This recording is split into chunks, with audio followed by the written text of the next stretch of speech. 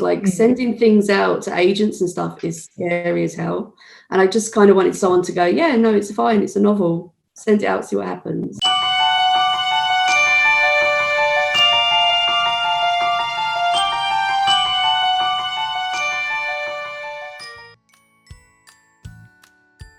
I have some annoying questions for all of you, though.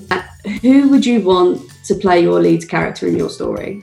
My main character is the Moddhey Dhoo itself, so I could think of maybe an actor I don't like very much and make them dress up as a big kind of actual dog. Or any famous characters. Someone who would hate being covered up. Yeah, food for thought, that. Basically, I went on Instagram, searched Thai male model to try and figure out what like Hanuman would look like, and I found one who I was like, yeah, you look cheeky enough, like you would do. What's a typical writing day for you? What's a typical day for anything anymore, I guess?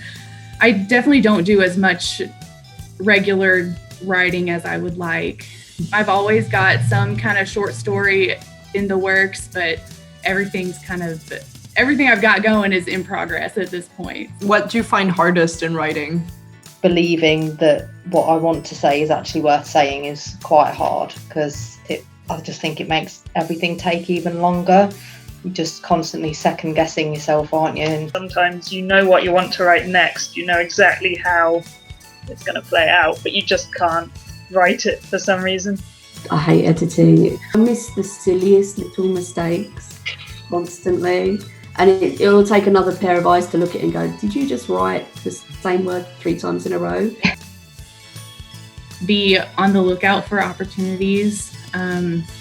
Be open to things that might come along, especially things that are unexpected, because you never know what's going to pan out and what's not. One of the most important things about having a social media presence is, again, it's an opportunity to connect with people, whether it's other writers who you have a lot in common with, or whether it's potential readers that are interested in what you're working on. Social media is a good way to kind of show your personality to people and show them who you are. Where would your ideal writing location be? Probably somewhere quiet, but where you can also get like drinks and snacks without breaking your flow too much.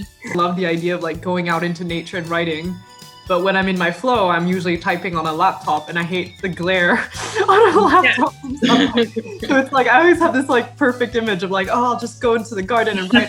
Oh, this doesn't work actually. You just need to be at home or inside somewhere, ideally with drinks or snacks. Love Garth Nix. Everything I've read that he's written, I absolutely love. And Juliet Marillier is another one of my favorites. She has a style to her writing that I'd like to emulate. I think it influences me a lot. Those are the two that come to mind for sure. You've got to know a little bit of Tolkien, I think, if you want to write fantasy. How hours a day do you write? On a good day, I think I'll get 2 or 3 hours in, but that's a good day. I have a question for the group, I guess. Was there a particular character in your story that you found yourself identifying with in some way? Or like, who'd you identify with the strongest? Probably the Moddhey Dhoo. Getting annoyed with everybody for being drunk and rowdy. Keep it quiet.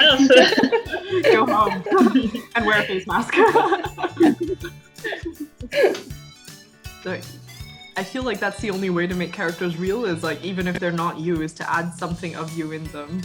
But what's really strange is how other people read it. So the main character has this contentious relationship with her father, and I don't, by the way. But everyone was like, so I was reading it and I was wondering about your father, and I was like, not about no. What do you guys remember? What was like the books that got you into reading? Artemis Fowl. Artemis Fowl. Oh my goodness. Love those. To the Harry Potter books. I remember not being far off Harry's age, so I kind of grew with him, so that was really cool. And I think I've read them probably more times than I'm willing to admit, really. But it was good when my daughter got old enough to be interested, because then I got to read them again. So. Is there a historical figure or a celebrity that you'd really like to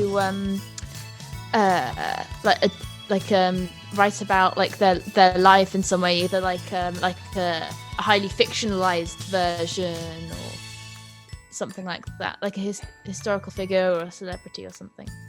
I mean, I guess I mentioned Alexandre Dumas earlier because that was the shiny other idea that almost distracted me from this novel.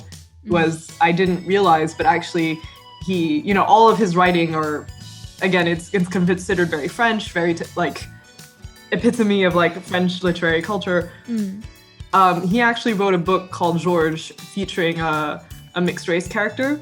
And this was, a lot of people think, the precursor to Count of Monte Cristo, because it's a revenge story and it follows a very similar path, but it actually takes place on this island with the slave uprising, and the mixed race character, he's part of the kind of all of that movement. And and obviously no one knows about that book, right? So like, I was like, I wonder, again, what it must have been like being in that society at that time, being who he was, writing these novels that are so popular, that people love so much, and then himself probably facing quite a lot of discrimination at the same time. And I was wondering if like all that rage was channeled into this one book that never really, not that it never saw the light of day, it did get published, but just didn't get the acclaim that the other books did.